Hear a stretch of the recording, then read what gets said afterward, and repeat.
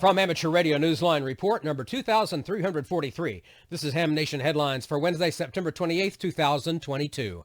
Our top story this week is Hurricane Fiona, which brought devastation to the islands of the Caribbean. Amateur radio operators were part of the team responding to the vast needs of the region.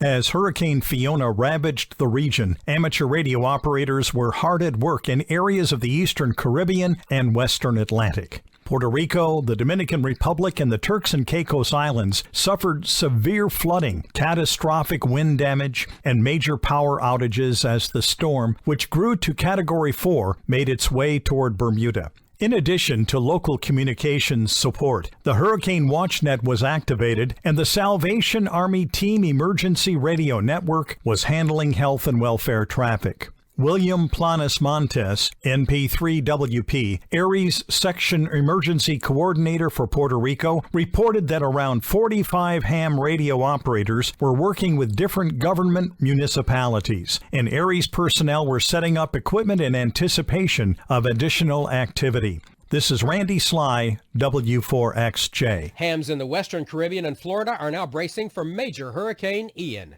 More as this developing story unfolds. Organizers have just announced that campers attending next year's Youth on the Air Camp in the Americas will be packing their bags for a northern location.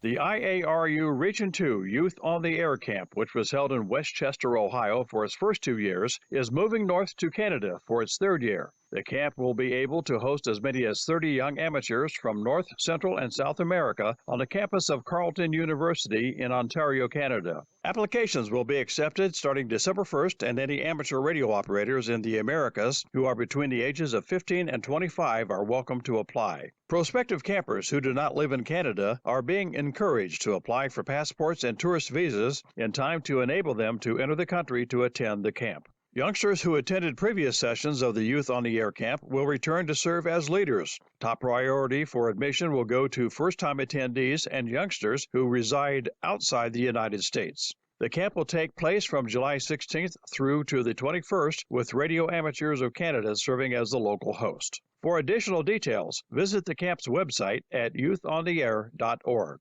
I'm Jack Parker, W8ISH. For our final story, we take you to Long Island, New York, where inventor Nikola Tesla conducted many of his groundbreaking experiments. Tesla's former laboratory is the perfect inspirational spot for a ham radio club to celebrate an important anniversary.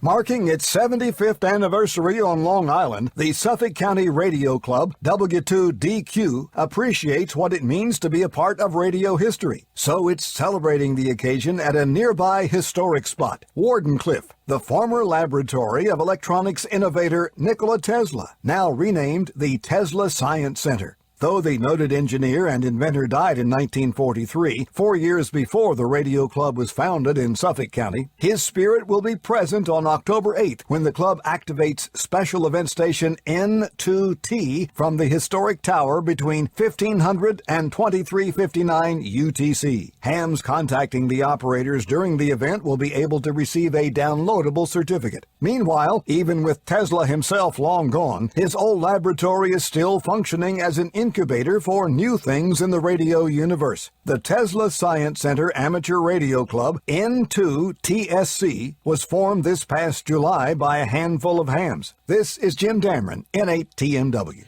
And that's all from the Amateur Radio Newsline, your independent source for amateur radio news for 4 decades and counting at arnewsline.org. With Randy Sly, W4XJ, Jack Parker, W8ISH, Jim Dameron, N8TMW, Karen Eve Murray, KD2GUT at the news desk in New York, and our news team across the globe, I'm Don Wellbanks, AE5DW. 7-3. We'll see you next time here on Ham Nation.